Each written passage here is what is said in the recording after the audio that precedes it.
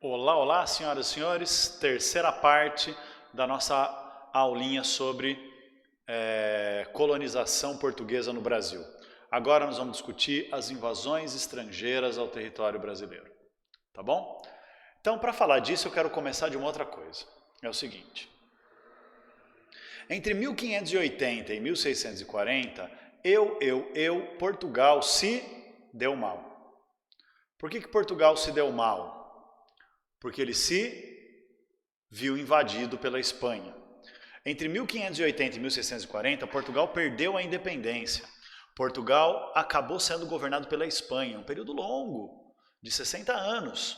E por que isso aconteceu? Pelo seguinte, Portugal tinha como rei esse tiozão aqui, ó, até 1578, Dom Sebastião. Dom Sebastião era um cara meio bizarro, porque apesar de ter se casado, ele se casou velho e não tinha filhos. Muita gente discute a sexualidade de Dom Sebastião, mas enfim, isso não faz diferença para nós. O que faz diferença para nós é o seguinte, como ele não tinha filhos, ele tinha um problema sucessório à frente. Ele precisava ter filho para poder ter um herdeiro para o trono português. Porque quem era o herdeiro mais próximo? Era um tio dele, que era um cara do alto clero, ou seja, da igreja. E se era da igreja, não podia ter filhos. Então, se o trono saísse, se Dom Sebastião morresse e o trono fosse para a mão desse parente dele, Dom Antônio, de qualquer jeito não teria herdeiros, não teria como dar continuidade à dinastia. E aí, fora esse tio, quem era o parente mais próximo de Dom Sebastião? Era o rei da Espanha, esse Zezinho aqui, chamado Filipe II. Filipe II era nada mais, nada menos que o homem mais poderoso do mundo nessa época. Porque como rei da Espanha, além de governar a Espanha, ele governava, ele governava todas as colônias da Espanha no mundo, inclusive a América inteira fora o Brasil naquela época. Ele comandava as colônias espanholas na África, a Espanha tinha ali alguma presença, na Ásia a Espanha tinha ali alguma presença. Ele dominava a Espanha e a Holanda, que eu já falei para vocês, lembra? Que a Holanda era parte do Império Espanhol, não era um país independente nessa época. Dominava também, a família dele governava também, a família Habsburgo, governava também o Sacro Império Romano Germânico, que é o que hoje é a Alemanha, a Áustria, a Itália, pedaço da Polônia, República Tcheca, Eslováquia, um pedaço, deixa eu ver do que mais, da Suíça, enfim. Esses caras eram poderosos e Filipe II era o cara mais poderoso da porra toda. E ele era o parente mais próximo que tinha herdeiro ao trono português se Dom Sebastião não tivesse filhos. Adivinha o que aconteceu? Dom Sebastião, que era um rei meio bizarro, porque ele tinha uma mentalidade medieval e ele achava que a função dele como rei de Portugal era recuperar a grandeza de Portugal e a grandeza da Igreja Católica, fazendo guerra contra os muçulmanos, contra os árabes e tal. E aí ele foi fazer a guerra dele no norte da África e tomou um pau enorme e morreu, desapareceu lá na verdade. Ele morreu, mas ninguém nunca mais viu o cara. Durante 2 anos depois que ele morreu, em 1578, o tio dele governou. Isso fez surgir em Portugal um movimento político que dura até hoje, que chama sebastianismo, que é um movimento que mistura política e religião, que acredita, no começo, naquela época, acreditava na volta de Dom Sebastião, por isso o sebastianismo, de que Dom Sebastião voltaria ao trono para devolver a dignidade e a grandeza a Portugal. Hoje em dia, e há muito tempo já, obviamente, o sebastianismo não acredita mais na volta de Dom Sebastião, né? Mas manteve o nome por quê? Porque considera que Portugal, que é um país pequeno e meio bosta no cenário europeu, vai voltar a ser um país grande, importante, glorificado, quando voltar a se unir com a igreja e ter uma monarquia. Então o sebastianismo é um movimento que considera que um dia Portugal vai deixar de ser uma república e vai voltar a ser uma monarquia e vai ter um rei que vai restaurar a grandeza de Portugal e a aliança do governo português com a Igreja Católica. E que isso é o futuro restaurado de um Portugal importante. É um movimento messiânico, né? Eles sonham com o Messias que vai vir salvar Portugal dos seus problemas. Mas o que interessa para nós é que, com a morte de Dom Sebastião e 2 anos depois do tio dele, em 1580, o rei da Espanha assumiu o trono de Portugal também, formando a União Ibérica. E aí, se o rei da Espanha assume o trono de Portugal, você já entendeu o que aconteceu, né? Ele também agora tem entre os seus domínios, a Espanha agora tem entre seus domínios, as terras do Brasil. No começo, Filipe II não faz porra nenhuma para mudar a situação do Brasil, ou seja, ele só exige que Portugal, como faz parte da União Ibérica agora, que Portugal repasse impostos para a Espanha. Mas continuam sendo os portugueses que administram o Brasil, continuam sendo os portugueses que comandam o comércio com o Brasil. Não muda nada. Na verdade, até ajuda um pouco, porque os brasileiros e os portugueses tinham dois interesses muito grandes,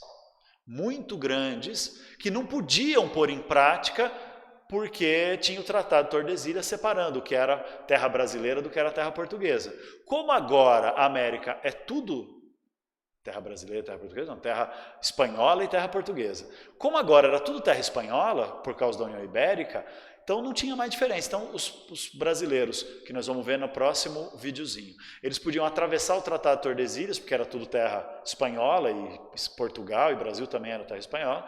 Então o Tratado de Tordesilhas não tinha mais funcionamento na prática, não tinha mais necessidade de fiscalizar, porque era tudo da Espanha.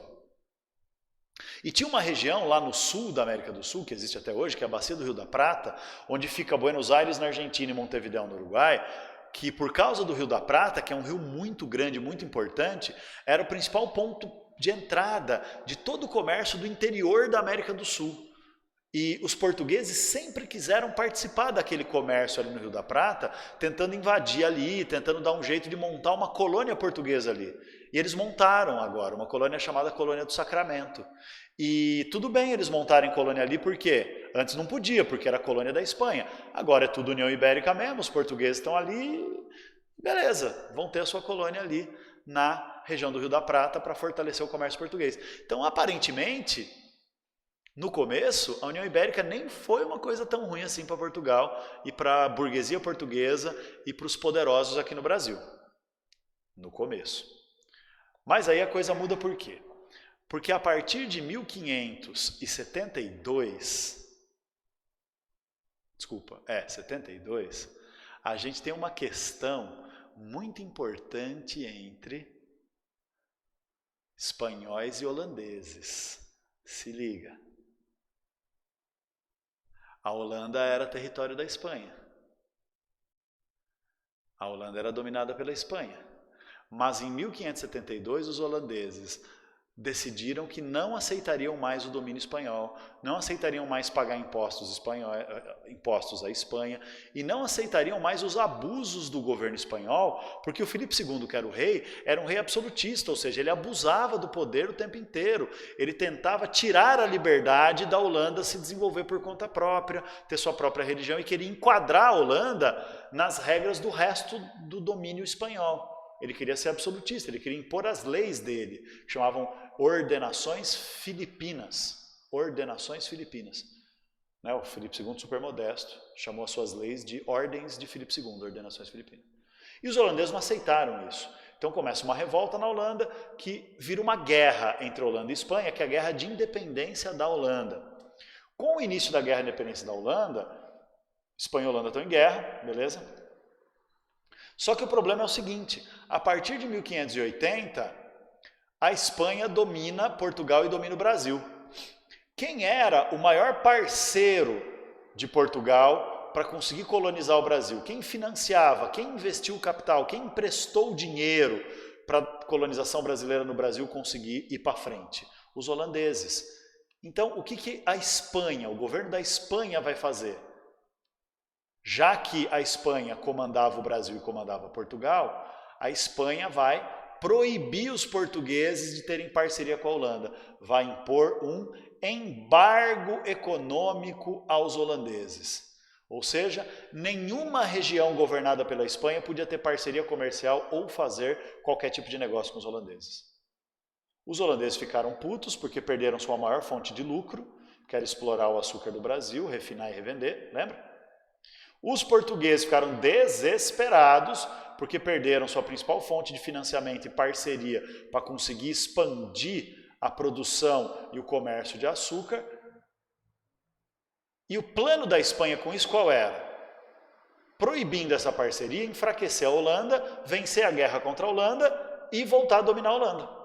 Só que não deu certo, por quê? Porque a Holanda vai começar a atacar navios espanhóis coloniais que transportavam ouro e prata que a Espanha tirava do México e do Peru, que eram regiões da América colonizadas diretamente pela Espanha.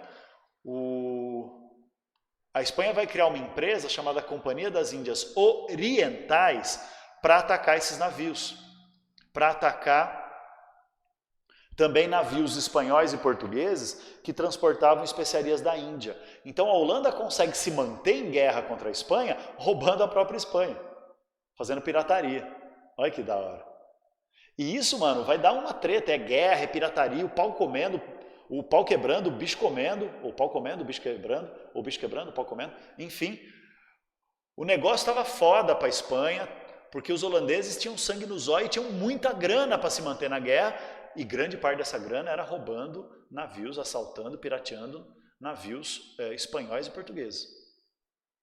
Então, nesse cenário, o que acaba acontecendo?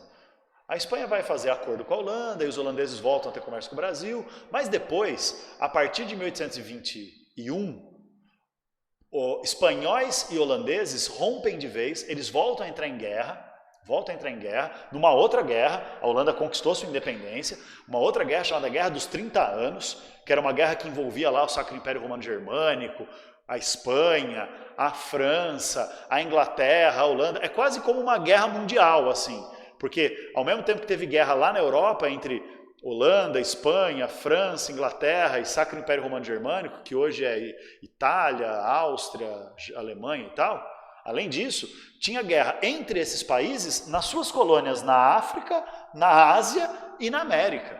Então, mano, foi um caos total essa tal de Guerra dos 30 Anos. E os holandeses estavam contra os espanhóis de novo. Aí o que a Espanha faz? Embargos contra os holandeses de novo. Proíbe o comércio. Aí os holandeses falam assim, não dá. Nós, holandeses, precisamos ter a garantia de ter um acesso a terras produtivas de açúcar, porque o açúcar era o principal lucro do Brasil, de Portugal e também dos holandeses. Então os holandeses falam assim, não, mano, nós temos que ter terra para produzir açúcar sem depender de Portugal, sem depender do Brasil, sem depender da bosta da Espanha, porque era a Espanha que governava Portugal e Brasil por causa da União Ibérica. O que os holandeses vão fazer então? Em 1621, o mesmo ano que volta a treta deles lá todos com a Espanha, eles criam uma outra empresa, agora chamada Companhia de Comércio das Índias Ocidentais. A Companhia de Comércio das Índias Orientais era para atacar navios espanhóis e portugueses que vinham da Índia. A Companhia das Índias Ocidentais não é para atacar navio, não. É para invadir o Brasil e roubar uma parte do Brasil de Portugal e da Espanha, roubar uma parte do Brasil da União Ibérica, para virar colônia da Holanda, para a Holanda. Desculpa, gente, minha cachorra deu uma latida aqui, eu não vou editar, não vou cortar essa parte, vai ficar com o latido da Dorothy, a minha maravilhosa cachorra vira-lata. Mas o que eu estava dizendo é que a intenção da Companhia das Índias Ocidentais não é atacar navios para saquear e piratear navios. A intenção da Companhia das Índias Ocidentais é a América, né? É atacar, invadir o Brasil. Invadir o Brasil para a Holanda conseguir ter um lugar para produzir cana e fabricar açúcar aqui na América. Ou seja, a Holanda não queria mais depender de parceria nenhuma com Portugal, bosta nenhuma. Então fez uma primeira tentativa. Em 1624, a Companhia das Índias Ocidentais, e olha que louco, quem faz isso é a Companhia das Índias Ocidentais, não é o governo da Holanda. Então não é uma tentativa do governo da Holanda de roubar uma colônia de Portugal.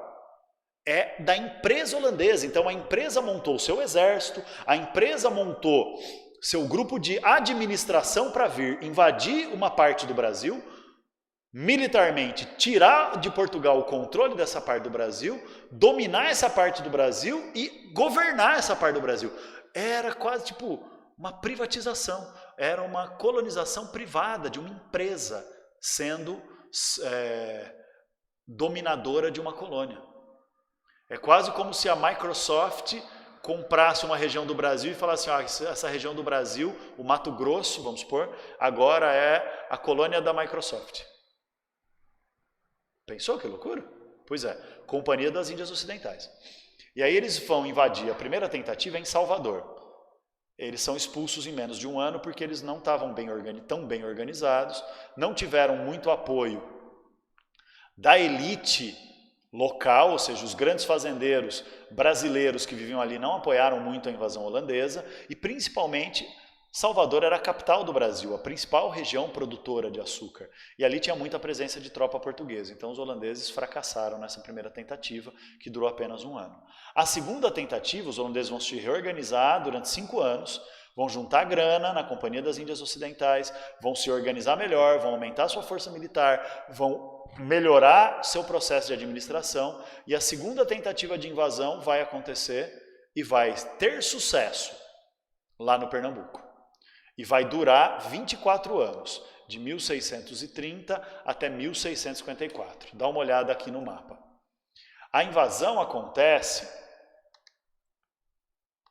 aqui, no Recife. Nessa época, a maior cidade do Pernambuco era Olinda, que era a capital portuguesa no Pernambuco, né? Era a única cidade mesmo no Pernambuco, era Olinda. Recife era só um vilarejo considerado distrito de Olinda. Recife não era nem considerado uma vila, nem uma cidade, era considerado um povoado, que era governado pela Câmara Municipal de Olinda. Então Olinda que era a pica. Então o que os espanhóis, o que os holandeses fizeram? Ao invés de atacar Salvador, que vai estar aqui, que era a capital do Brasil colonial, ou ao invés de atacar Olinda, que é a capital portuguesa do Pernambuco, eles vão atacar Recife, que era um vilarejo, que era um povoado.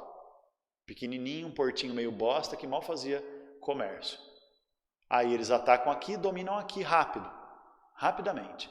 Dominando aqui, a primeira coisa que eles fazem é, os senhores de engenho que lutaram contra os holandeses tomam no cu, perdem as terras e são expulsos.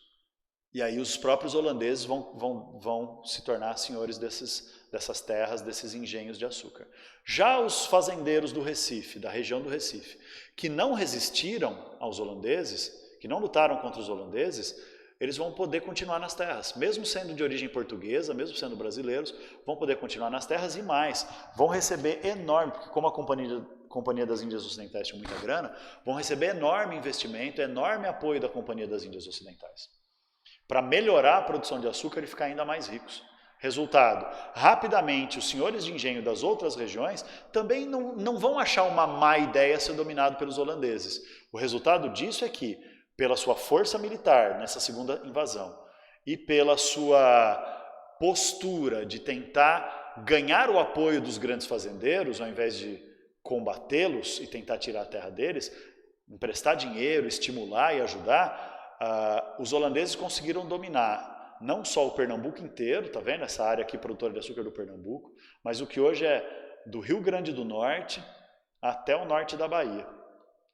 Tudo isso os holandeses dominaram entre 1630 e 1635. E não só, fizeram ataques também na região produtora de açúcar do Ceará, em volta de Fortaleza, e essa região não é produtora de cana e fabricante de açúcar, mas era uma região estratégica, porque é uma ilha, né, caramba, como é que chama isso? Uma baía, um recôncavo, que podia servir de base naval para os holandeses conseguirem ter mais tropas para defender os seus domínios no Brasil. Então tudo isso que está marcado em marrom no mapa são os domínios holandeses na segunda invasão holandesa entre 1630 e 1654. A gente chama isso aqui de o Brasil holandês. Tá bom? Agora, o que acaba acontecendo? Não vou ficar descrevendo com muitos detalhes para a gente encurtar o vídeo. Depois vocês estudam e se tiverem dúvidas vocês me procuram. Mas o lance é que nessa invasão ao Pernambuco agora, nessa segunda vez, na criação desse Brasil holandês tão extenso, os holandeses vão conseguir se estabelecer, dominar rapidamente em 5 anos, e nos 6 anos seguintes os holandeses vão fazer uma parceria muito boa. O governante holandês nessa região, que era um funcionário da Companhia das Índias Ocidentais, era um nobre holandês chamado Maurício de Nassau. Ele vai investir tanto no Brasil que ele vai tentar transformar Recife numa espécie de nova Amsterdã.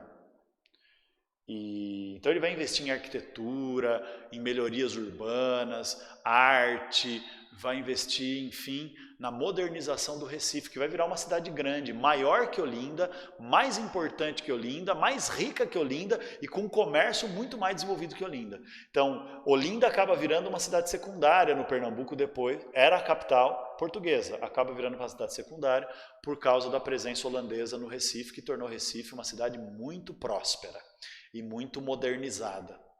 Claro que a intenção do Maurício de Nassau em transformar Recife numa nova Amsterdã, entre aspas, era dar mais conforto para os holandeses, para os funcionários da Companhia das Índias Ocidentais que iam viver, trabalhar e dominar o Pernambuco, tendo Recife como capital do Brasil holandês. Mas acaba melhorando a vida até para os grandes fazendeiros. E por um tempo fica tudo muito bem, tudo muito ótimo, porque os holandeses também vão invadir as terras portuguesas lá na África. Quando os holandeses invadem as terras portuguesas lá na África, os holandeses é que passam a dominar o tráfico negreiro aqui para o Brasil. Então começa a faltar escravo vindo da África para as outras regiões do Brasil e começa a ter muito escravo no Brasil holandês. Resultado, o escravo, como tem muito, fica barato lá no Pernambuco, os senhores de engenho ficam felizões porque tem escravo a rodo, barato, para poder aumentar a sua produção. Enquanto isso, os senhores de engenho do que sobrou do Brasil português ainda, na Bahia, no Rio de Janeiro, no Espírito Santo, até um pouco aqui em São Paulo e tal, nessas produções de açúcar no litoral do Brasil português, eles não têm acesso a escravo negro. Então começa a faltar trabalhador escravo. O escravo negro fica muito caro. E eles voltam a usar escravo indígena, inclusive, para, tipo, de improviso, tentar resolver a situação de falta de escravos. Então, olha que cenário complicado que se forma. Os holandeses dominam o comércio do açúcar e vão criar sérios problemas para o comércio luso-brasileiro, ou seja, português brasileiro. Só que a coisa acaba virando, né? Acaba virando por quê? Porque os gastos da Holanda lá na Guerra dos 30 anos na Europa são muito altos, os impostos que a Companhia das Índias Ocidentais tem que pagar para o governo holandês são muito altos, e os problemas lá na Europa fazem com que a Companhia das Índias tenha que aumentar muito a exploração sobre o Pernambuco, tenha que aumentar muito a exploração sobre o Brasil holandês, cobrar imposto cada vez mais alto, cobrar juros dos empréstimos que os bancos holandeses tinham feito para os senhores de engenho do Pernambuco. O Maurício de Nassau foi demitido do cargo, porque ele foi considerado alguém que estava administrando mal, gastando muito, desperdiçando muito recurso, e a Holanda estava precisando de recurso. Os holandeses começaram a pagar menos pelo açúcar dos senhores de engenho brasileiros, que vai deixando os senhores de engenho putos. E, enfim, começa a ter um monte de problema, um monte de descontentamento. Até que vai acontecer o quê? Em 1640, olha as datas, em 1640 acaba a União Ibérica. Por que acaba a União Ibérica? Porque no meio da Guerra dos 30 anos, que a Espanha tomou pau, a Espanha perdeu, Portugal consegue reconquistar sua independência. Então, se Portugal consegue reconquistar sua independência, a partir de 1640 vai bater um desespero enorme no governo português. Qual é o desespero enorme? Precisa expulsar os holandeses do Pernambuco para recuperar o domínio sobre o comércio do açúcar. Desesperadamente, os portugueses precisam recuperar a exclusividade do açúcar expulsando os holandeses do Brasil. Então, os holandeses vão ter ainda mais essa dificuldade, começar a enfrentar os ataques portugueses. Então, a situação vai se complicando. Complica tanto que em 1645...